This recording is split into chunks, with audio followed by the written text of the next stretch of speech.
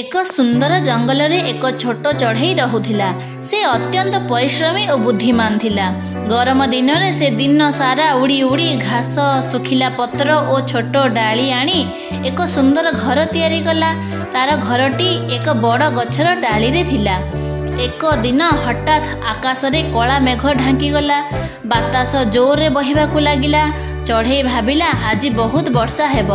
ସେ ତୁରନ୍ତ ତା ଘରକୁ ଫେରି ଆସିଲା। କିଛି ସମୟ ପରେ ମୂଷଳ ଧାରାରେ ବର୍ଷା ଆରମ୍ଭ ହୋଇଗଲା।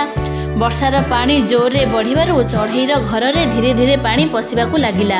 ଚଢ଼େଇ ଭୟ ପାଇଲା, କିନ୍ତୁ ସେ ହାର ମାନିଲା ନାହିଁ। ସେ ଭାବିଲା ମୁଁ ଯଦି ଏବେ କିଛି ନ କରିବି ମୋର ଘର ଭାସିଯିବ।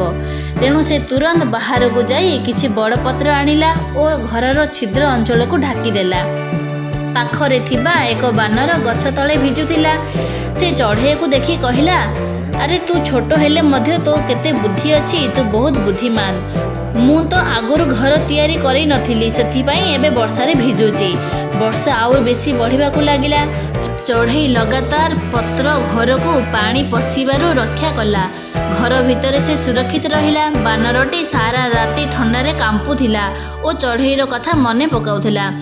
ସକାଳେ ବର୍ଷା ବନ୍ଦ ହେଲା। ସୂର୍ଯ୍ୟ ଉଦୟ ହେବା ସହିତ ଜଙ୍ଗଲରେ ଆଉ ଥରେ ସୁନ୍ଦର ହୋଇଗଲା।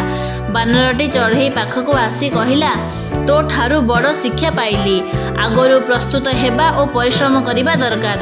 ଚଢ଼େଇ ହସି କହିଲା, ହଁ, ପରିଶ୍ରମ ଓ ବୁଦ୍ଧି ଥିଲେ ସମସ୍ୟା ସମାଧାନ ହୋଇପାରିବ।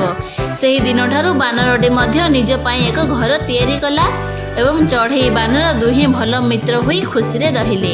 ଏଥିରୁ ଆମେ ଶିଖିବାକୁ ପାଇଲେ ପରିଶ୍ରମ ଓ ପୂର୍ବ ପ୍ରସ୍ତୁତି ଜୀବନରେ ସବୁବେଳେ ଉପକାରୀ।